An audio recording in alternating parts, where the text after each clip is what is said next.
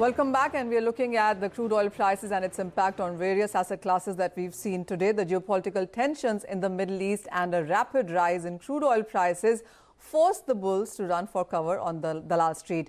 Oil is on the boil, and how will it impact the other asset classes? Latha, what are you picking up in terms of impact? Because as we were discussing earlier, we perhaps are not looking at crude prices way beyond $70 per barrel, is the view coming in from experts. Well, early morning, that was the impression I had, that, $70 is something we have been there, done that. So markets will really want to know from geopolitical experts whether things will worsen.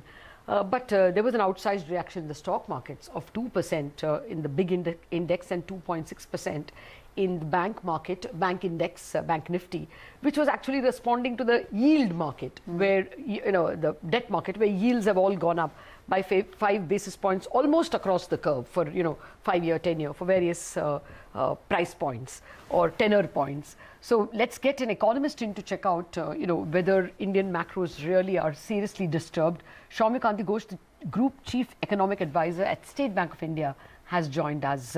Thank you very much for joining us, Soumya. Are you changing your inflation forecast now? No, as of now, we are not changing our inflation forecast because in the past we have seen that if the oil stays at more than $72 per barrel over a sustained period of time, that actually starts hurting the inflation trajectory. And given the fact that oil, as of now, there are market consensus that it may not go beyond the level of 70. So as of now, there is not much worry. But if the trouble continues, then we do have to relook into the inflation numbers, which already seems to be at higher levels. Now let us assume, we just spoke with a crude market expert, and his view and a few others is that perhaps it's going to be around the $70 mark with all the saber rattling. At the moment, they're not seeing the saber rattling take away supplies from the market. If it is around 70, you think India is not going to be much disturbed, Indian macros?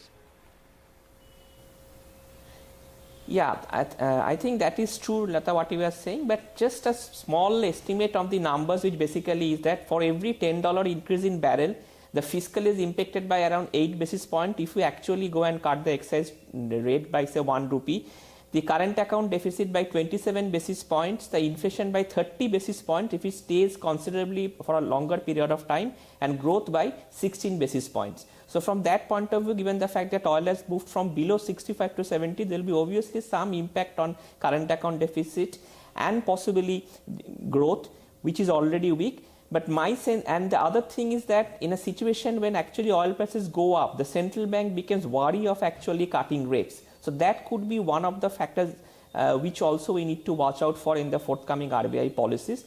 So in my sense, the center stands to lose, but the only positive thing out of the current oil price rally is that the states actually, if the prices stay at a higher over 70, say, for a considerable period of time, the states could actually see some improvement in their numbers, given the fact that there is a significant rates imposed on the oil by the states. So that is only one positive factor which we are looking into this point of time. Okay, well, that's a very important point which no one has pointed out to us.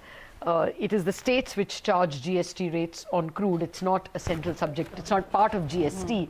So they continue to charge higher VAT on that, and that will be a benefit to the states. That point is taken. I still want your view on currency and macros.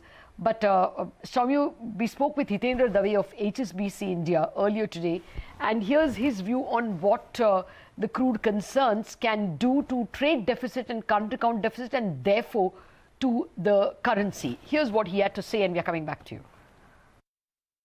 We import what, $10 to $11 billion a month, so let's say $120 to $130 billion of oil a year. At 10% higher, your trade deficit widens by $10 to $12 billion a year. At 20% higher, it widens by $20 to $25 billion a year. This assumes that the higher payouts that we make for oil consumption are not offset by lower imports in some other goods and commodities. So I think this is the scale of the challenge, that your trade deficit could widen by minimum 10, maximum $25 billion. Will that cause for a significant re-rating of the currency? I'm not very sure about that. Well, that's what Mr. Dave had to say about the imports in India and the impact that we've seen. But Mr. Ghosh, this one is to you. What is your sense on the policy going forward then? There is a fear about a rate cut. How real is it right now, and what is the impact? When we look at the changing international environment, how do you see that being absorbed? See, the one good thing, Manisha, about the rate cut cycle is that if you actually look into the rate cut decision of all central banks across the world, I mean, whenever oil prices in the past has been actually impacted more by geopolitical realities. So if it's a geopolitical reality and not global growth concerns, then a surge in the oil prices may not impact the decision of for example, the RBI in terms of rates. But I am a little bit less optimistic about rate cuts going forward, because I see that the inflation remaining at the current levels for the next couple of months, and there are already indications that the rates might have bottomed out the way they have been cut, and there are little scope for the rates to go down from the current levels. So my sense is that the policy stance could continue to be accommodative, but rate cuts might be a tad difficult in the next couple of policies. Okay, we are running out of time, Soumya. So I wanted to know, what is the impact likely on growth? If the cost of money is not getting any, will bond yields fall in the first place, or are they going to stay where they are or go up? And secondly, if that is the case, what is the impact on growth? Slightly higher cost of energy, slightly higher cost of money. No, of course, I think growth will be impacted because consumption is weak, and we have seen that in the past, whenever there has been oil prices at higher levels, the discretionary consumption has actually declined. So there will be an impact on consumption if the oil prices stay at higher levels. And growth, as of now, we are not seeing much of a recovery. The numbers are going to be out tomorrow. But to us, I think the numbers for the current fiscal looks at 5% with a significant downside. Okay, so what does that mean in terms of the central government? I mean, if growth is going to be impacted, that will hurt even the amount of money the government gets by way of taxes, right? Central government, and you alluded to that. So does it constrain the government's ability to, stimulate the economy, or do you think the RBI can still print and spend?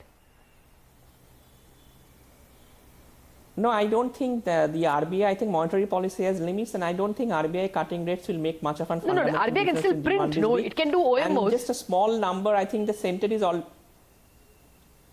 It can do OMOs, but I don't think that is going to materially lift the economic sentiments. It can actually impact bond yields, but growth is unlikely to be impacted because the problem lies now elsewhere in terms of demand and not purely supply side. Right. Well, Soumya, we will have to leave it at that. Thank you very much for joining us on this special show. So key takeaways, the crude oil or the commodities expert believe that Brent will probably hinge around that $70 mark because there is going to be more noise and not actual cut in supplies. But the economists or the macroeconomy experts believe that there can be a slight impact on the space available to the Reserve Bank and the government, and therefore growth definitely gets a little bit of a knock in India. We wrap up this special show. Thank you very much for watching. Do stay on. More news follows.